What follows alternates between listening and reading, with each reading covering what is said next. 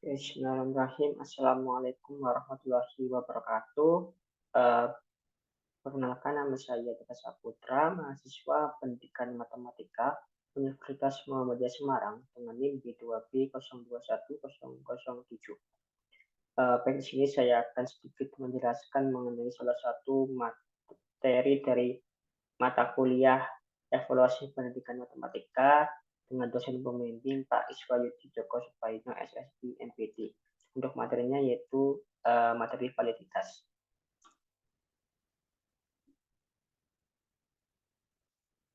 Untuk anggota kelompoknya yang pertama ada Ramdan Agung Sendaru, yang kedua ada Almara Fatunisa, dan yang ketiga dan saya sendiri Tegar Saputra. Baik, untuk submateri yang nanti akan dibahas ada 6. Yang pertama yaitu mencari validitas alat ukur dalam validitas keseluruhan. Yang kedua, menentukan kedudukan siswa dengan menggunakan ranking sederhana. Yang ketiga, menentukan kedudukan siswa dengan menggunakan metode ranking persentase. Yang keempat, menentukan kedudukan siswa dengan menggunakan standar deviasi. Yang kelima, menentukan kedudukan siswa dengan menggunakan Z-score. Dan yang keenam yaitu teknik menyusun laporan hasil belajar siswa.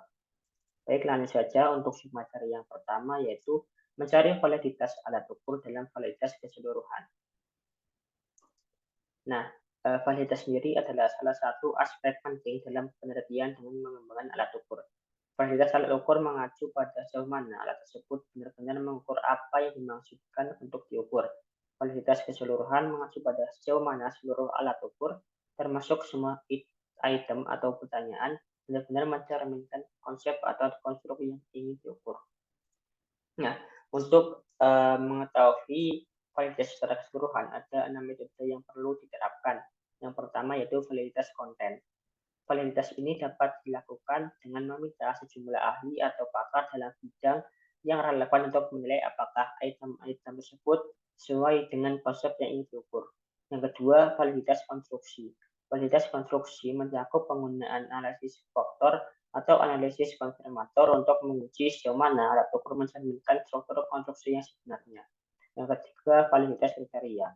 Validitas kriteria melibatkan perbandingan hasil alat ukur dengan kriteria yang sudah atau diakui sebagai standar emas.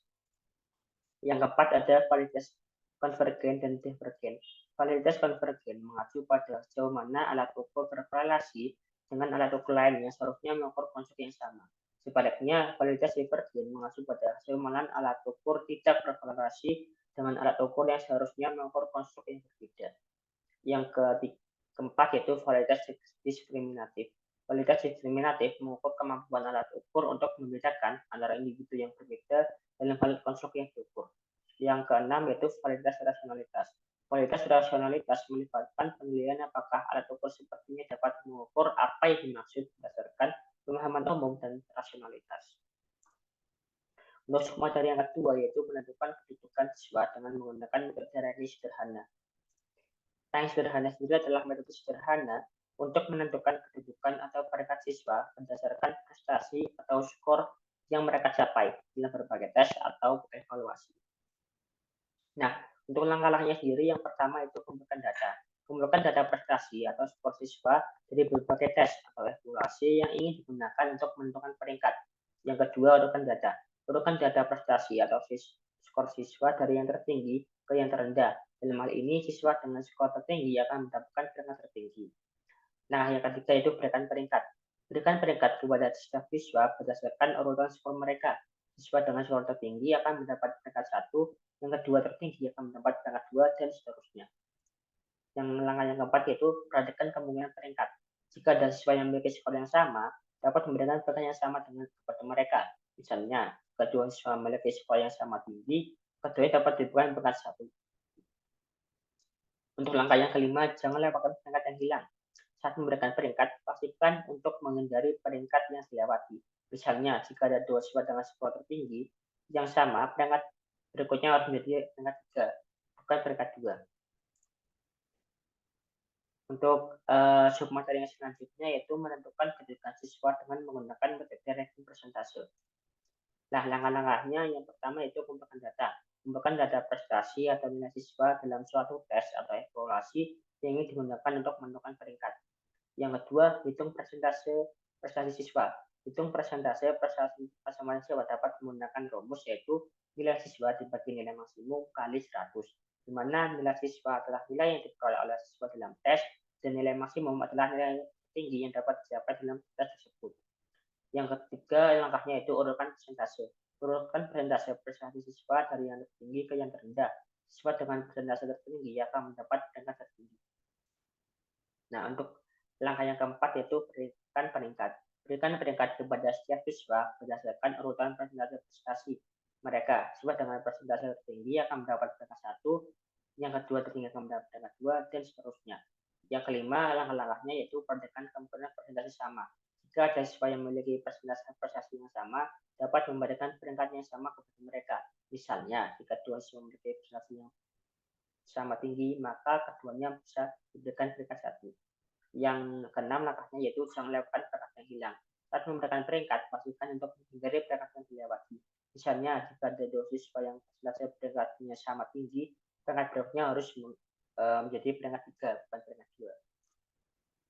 Untuk submateri yang keempat ada menentukan kedudukan siswa dengan menggunakan standar deviasi. Nah, standar deviasi adalah penentuan kedudukan dengan membagi kelas atau kelompok-kelompok. Tiap kelompok dibatasi oleh suatu standar deviasi tertentu.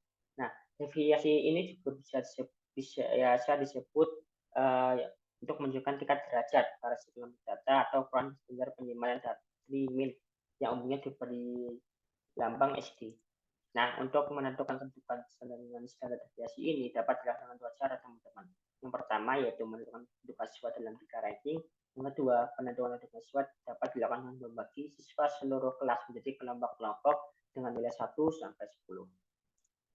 Untuk yang selanjutnya yaitu menentukan kedudukan siswa dengan menggunakan Z-score. Nah, skor sendiri adalah jumlah angka atau nilai yang diberikan ketika seseorang sudah melakukan ujian ataupun sebagainya. Adapun cara menentukan kedudukan siswa dalam skor ini adalah dengan menggunakan hasil tes sebagai pertimbangan utama dalam keputusan akhir baik nilai kelas maupun untuk kelulusan. Ada dua tes hasil belajar berdasarkan patokannya. Tes pengukurannya yaitu menentukan keberhasilan dan berdasarkan norma.